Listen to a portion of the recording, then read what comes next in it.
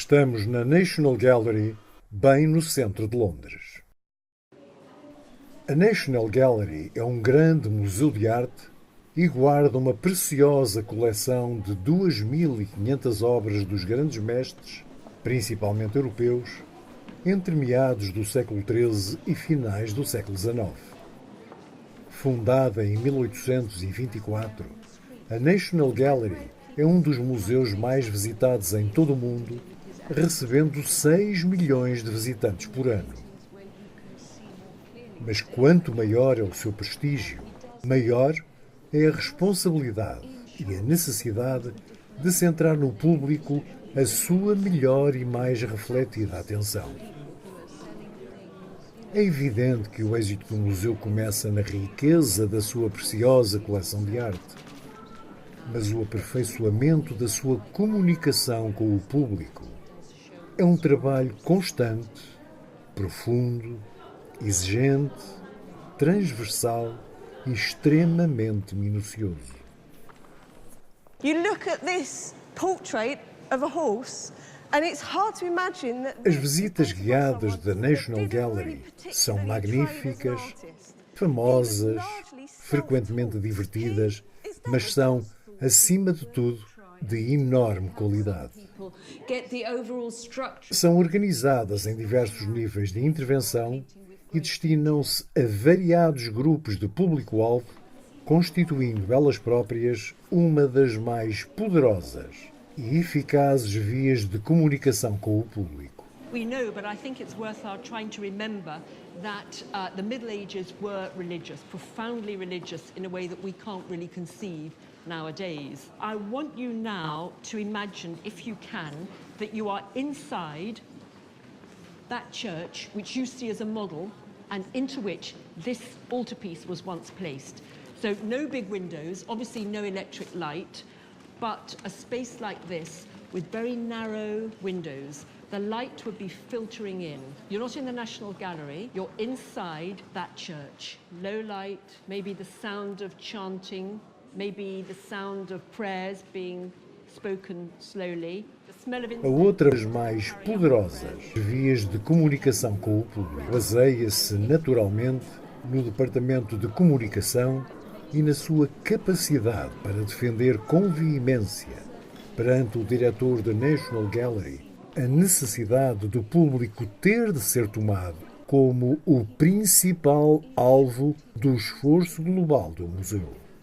Nesse sentido, vale a pena vermos alguns excertos de uma reunião da diretora do Departamento de Comunicação com o anterior diretor da National Gallery, Sir Nicholas Penny, que é ele próprio o primeiro a reconhecer que tem ainda muitos preconceitos em relação a essa prioridade. I've tried to sort of pull together my first thoughts, and I don't mean this to be a criticism. We're out. I'm quite keen on criticism. Oh no, I was just trying to be very open here.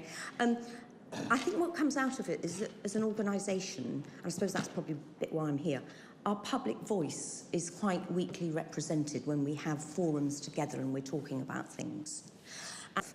One is that just quite simply, I still find it quite amazing that we don't kind of really talk much about the public and the visitors.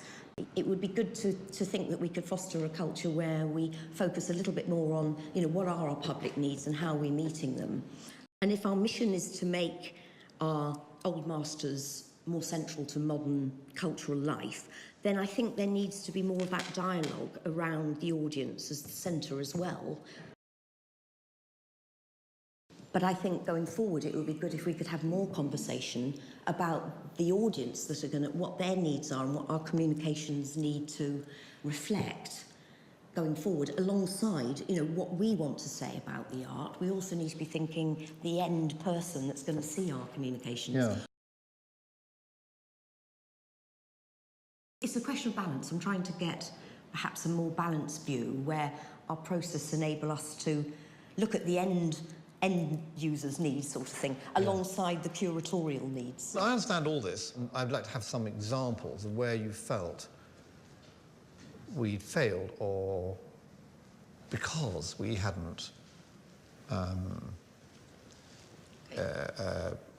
Is we sometimes don't do that, what's crudely called in marketing a sort of call to action. We don't say this is the reason why you must come and see it. Now, with something like Leonardo, it does it itself.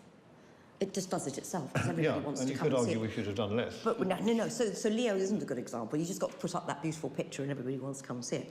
But other things, we need to actually make them come alive in a different way because people don't get it immediately. They don't understand, you know, what we offer. And it's part of that conversation we had a few days ago about what's the National Gallery represent. When people love the National Gallery when they get here and they understand it, but to the average sort of person on the street, as it were, they don't quite understand what we are and what we've got. The fact that we've got these amazing pages, they don't kind of get it because we're quite discreet in how we tell them that. And I do have some prejudices to overcome. What I don't want is to end up with the gallery producing things to the kind of lowest common denominator of public taste